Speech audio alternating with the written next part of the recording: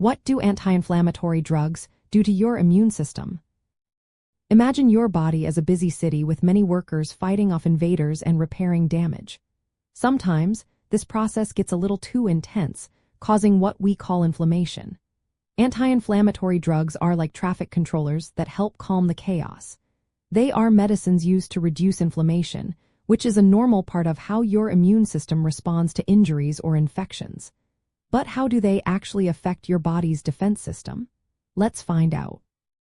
Inflammation is your immune system's way of protecting you. When tissues get hurt or infected, immune cells rush to the scene, causing redness, swelling, heat, and pain. This helps trap harmful agents and starts healing. But if inflammation lasts too long or becomes too strong, it can damage tissues and lead to diseases like arthritis or asthma.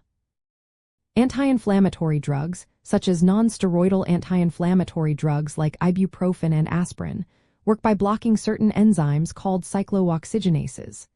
These enzymes help produce prostaglandins, which are chemicals that promote inflammation, pain, and fever. When these drugs block the enzymes, prostaglandin levels drop and inflammation decreases. This means less pain and swelling for you. Corticosteroids like prednisone are stronger and act more broadly. They suppress many parts of the immune response by reducing immune cell activity and lowering the production of inflammatory chemicals. They are often used in severe cases of immune system overreaction. From the immune system's point of view, these drugs don't shut down your defenses completely.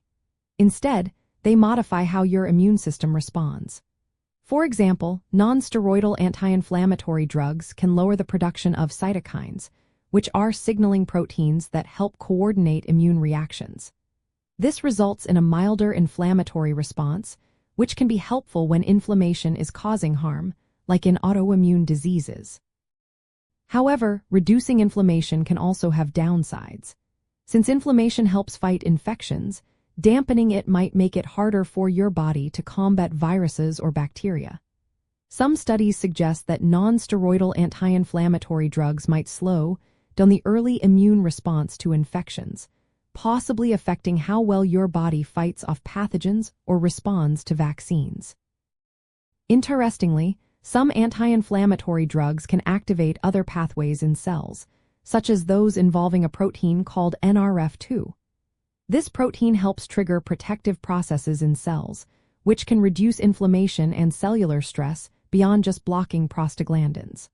So, these drugs might influence your immune system in ways that go beyond just calming inflammation. In medical practice, anti-inflammatory drugs are very useful for managing conditions where inflammation is harmful or excessive. They help control symptoms and prevent tissue damage in diseases like rheumatoid arthritis or asthma.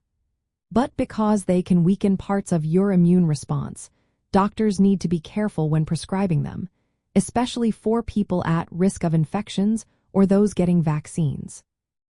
Corticosteroids, because of their broad effects, are used in more serious cases but can increase the risk of infections. Patients on these medications are often monitored closely for signs of illness. Knowing how these drugs work helps ensure they are used safely and effectively, balancing relief from inflammation with maintaining your immune defenses. So, in simple terms, anti-inflammatory drugs help reduce the body's inflammatory response, easing pain and swelling. But they also change how your immune system reacts, which can sometimes make fighting infections a little harder. Understanding this helps us use these medicines wisely and get the most benefit from them.